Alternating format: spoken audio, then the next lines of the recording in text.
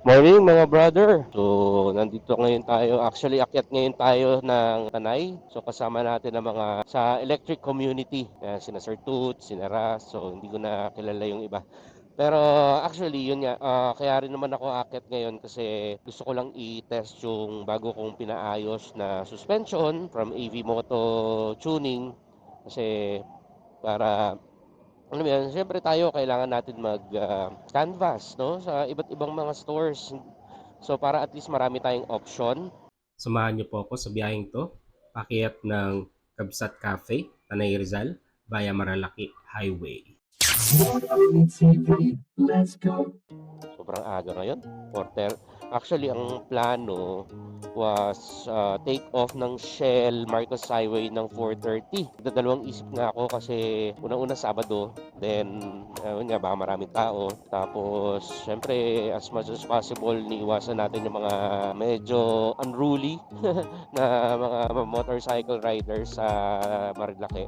Actually marami na akong mga kakilala na ayaw na umakyat ng Marilaki dahil dito sa mga quote-unquote kamote riders, no? Ginagawang racetrack yung highway, which is, I mean, kung gusto mo talagang ma-maximize yung speed mo, yung test yung skill mo sa racetrack dapat, hindi sa ganito kasi ang daming hazard at saka pwede ka makadamay ng mga iba. So, yun lang naman. Sana po, mabawasan yung mga racing, no? Kaya yun, let's enjoy the road, let's enjoy the nature, the environment. Siyempre, of course, yung mga mamimitik dyan. Siyempre, yun yung mga isa sa mga pinupuntahan. Gusto nila mapitik. Siyempre, photo memory yan eh. Di ba? Para sa kasal. Di ba? Punta ka sa isang lugar. Gusto mo na meron kang souvenir sa biyahe mo at maaalala mo siya. No?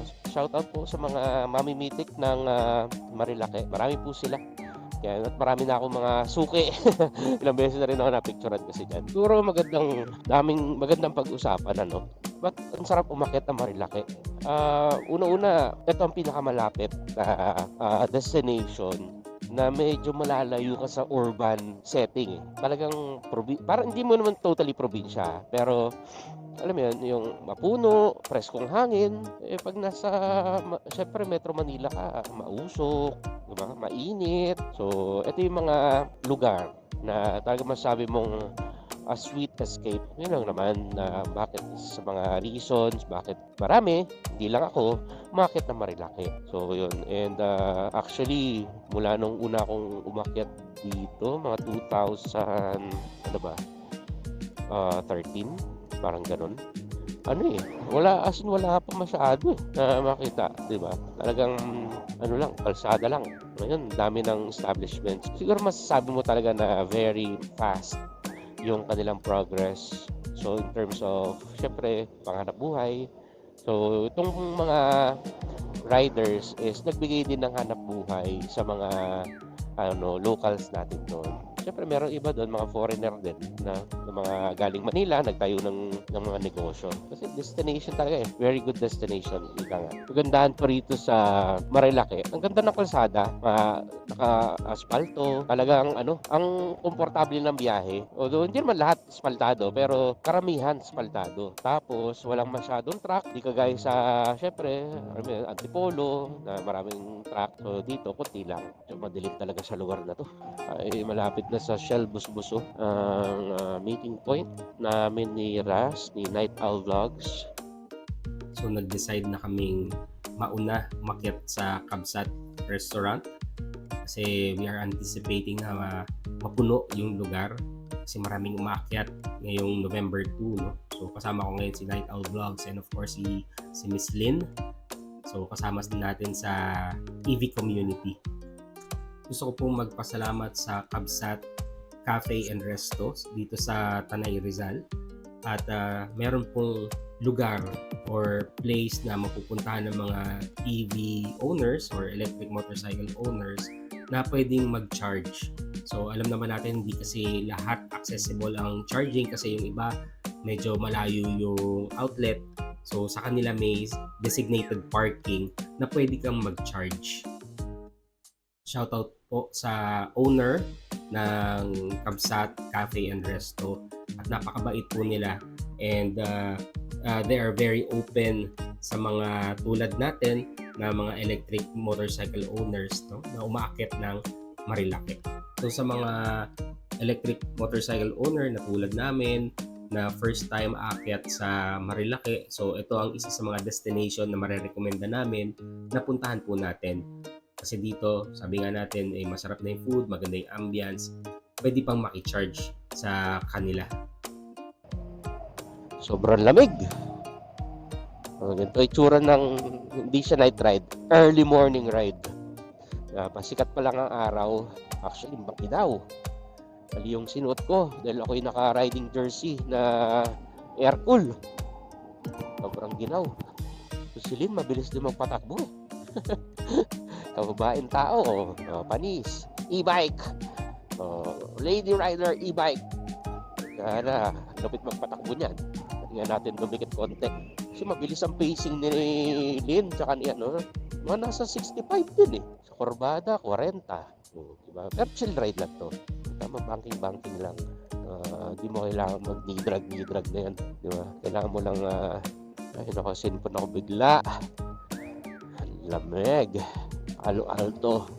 Ganito lang. Ganito lang yung relaxing. Tayo puno. Ganito tayo makakasabay. Chill lang, di ba? Wala yung ka-counterflow ko dyan sa double lane na yan. Napakadelikado talaga. Yan. So, ito na ang bukang liwayway na morning sun.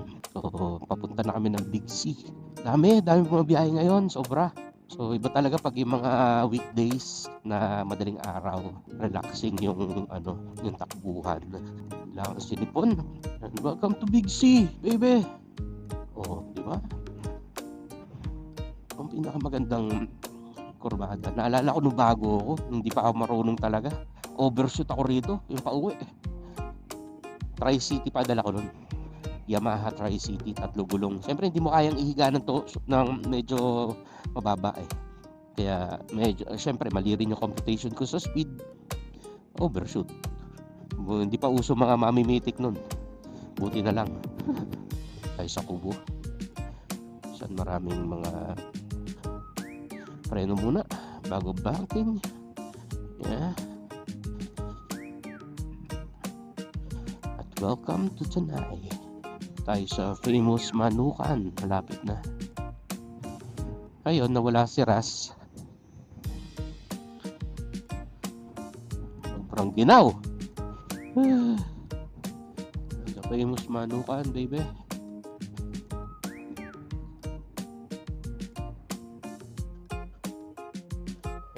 Kasama na naman kami. Aso.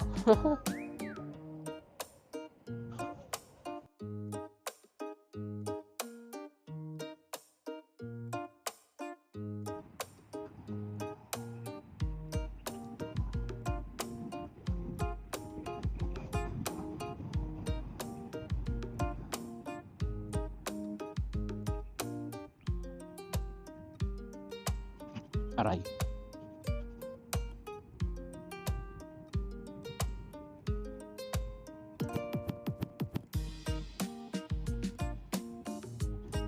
Ang video session ng Chill Riders. Ayan na. Yung malupit si Ras eh. Diba? Ha? Idol to eh. Morning! Ha? Ganda.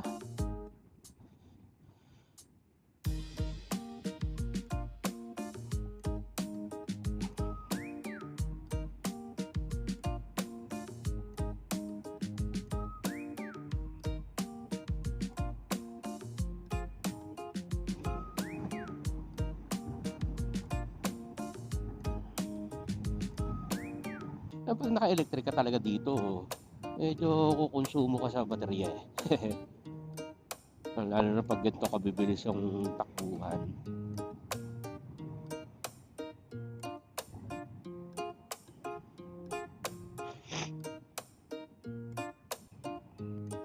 Very nice morning.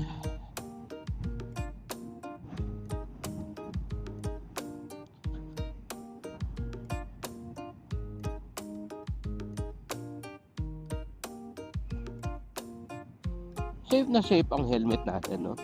Ganda.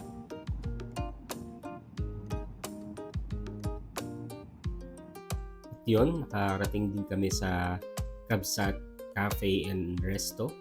So dito nagkita-kita na rin kami na Sir Toots, Sir Chuck, and I forgot the name ng isang kasama namin.